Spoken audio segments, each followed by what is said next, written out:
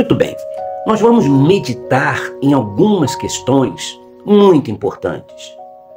Será que um homossexual que crer em Jesus, porém ele continua na prática da homossexualidade, será que esta pessoa será salva? Pense bem.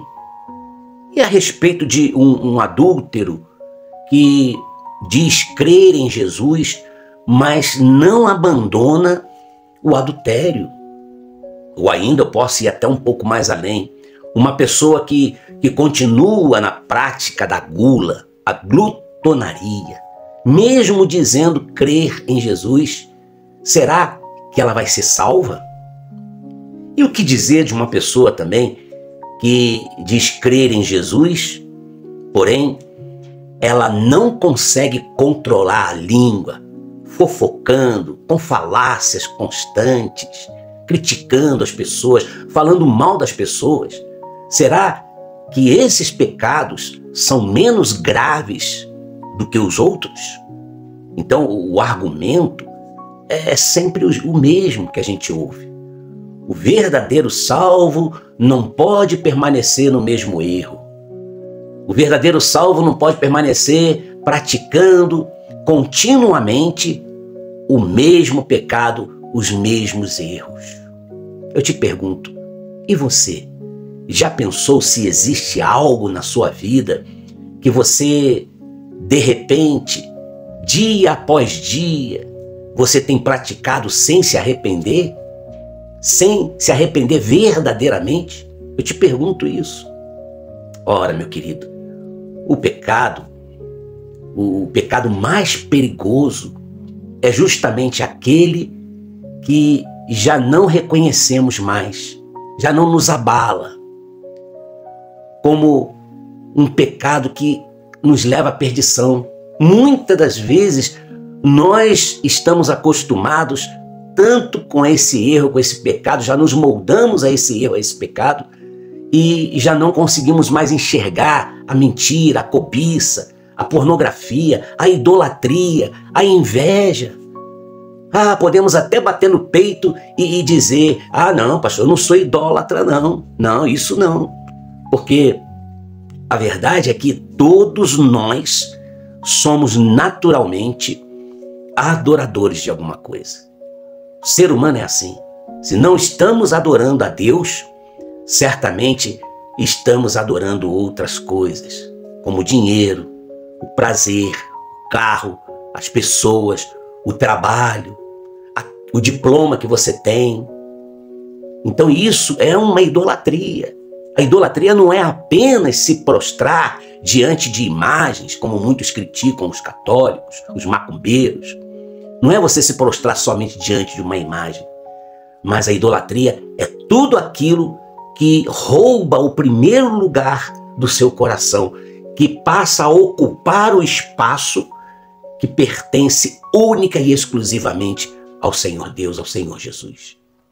Será que você já não pensou que poderia estar vivendo uma idolatria, idolatrando algo sem você perceber? Então quem é que pode bater no peito e dizer que nunca foi um idólatra? Naturalmente, meu querido, a natureza humana está inclinada à idolatria. E é por isso que a gente precisa examinar o nosso coração constantemente diante de Deus, diante dos olhos do Senhor. Porque quando nós temos um relacionamento puro, verdadeiro, com o Senhor Espírito Santo, então o Senhor Espírito Santo, ele nos traz a luz divina, ele nos revela os nossos erros, os nossos pecados, ele nos mostra quais são as áreas que precisamos ser transformados. E olha, sem essa ação do Espírito Santo, a gente acaba justificando os nossos erros, querendo justificar os nossos erros, e acabamos permanecendo aprisionados nesses erros. O verdadeiro arrependimento só acontece, de fato, quando o Espírito Santo nos convence desse pecado e nos conduz a abandoná-los.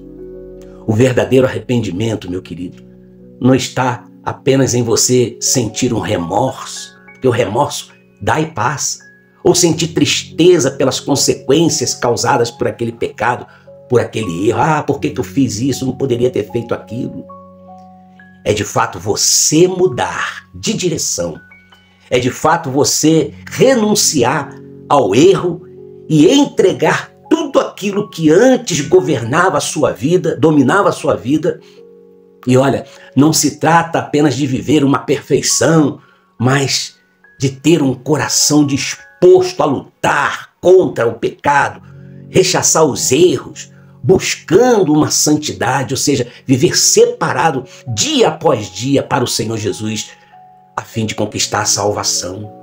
A salvação, ela não vem somente através de um simples arrependimento.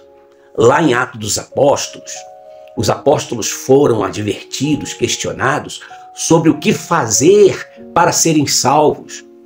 E foram respondidos o seguinte: creia no Senhor Jesus Cristo e será salvo, você e toda a sua casa. Em Atos 16:31.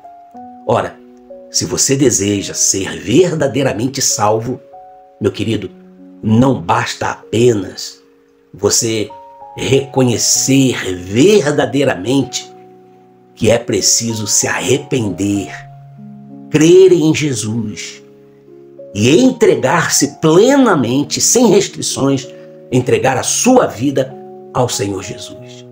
Porque a graça que vem de Deus nos alcança, não porque somos bons ou porque somos perfeitos, não, mas porque o Senhor Deus, Ele é misericordioso. A salvação, ela é um presente gratuito de Deus. É um presente gratuito dado por Deus para que ninguém venha se gloriar em suas próprias obras. Porque nós somos salvos pela graça, por meio da nossa fé. E isso não é dom da gente, é um dom de Deus. Não é porque as nossas obras são feitas. Não,